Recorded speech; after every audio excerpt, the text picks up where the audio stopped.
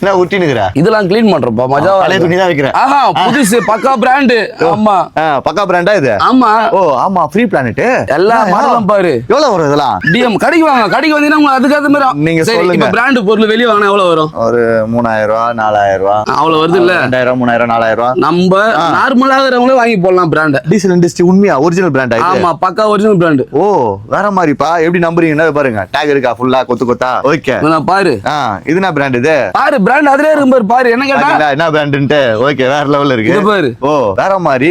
இது என்ன அசி கலெக்ஷன் இது. அசி கலெக்ஷன். ஓகே ஆமா இந்த மாதிரி கலெக்ஷன் எங்கனா பாத்திருப்பியா?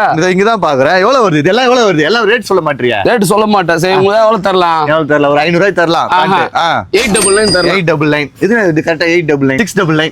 899 பிராண்டட் பேண்ட்ல உனக்கு எங்க வெளிய பாரு. பாருங்க எல்லாமே அசியா இருக்கு. பாரு. ஓகே நான் சைஸ் சொல்றேன். 28 ல இருந்து 44 வரைக்கும். 44 வரைக்கும் எல்லா பிராண்ட் மட்டும் தான். எல்லாமே பிராண்ட் தான். எல்லாமே எது தொட்டாலும் பிராண்ட் தான். பாருங்க இந்த பிராண்ட் பாத்தீங்களா? எல்லாமே பாத்தீங்கன்னா டிஃபரெண்ட் கலெக்ஷன் இருக்கும். அது இதுல லிவிஸ் சொன்னா லிவிஸ் இருக்கு. ஓகே இதுலயே வந்து எது தொட்டாலும் பிராண்ட் இருக்கு. ஓகேங்களா? எதை தொட்டாலும் பிராண்டா?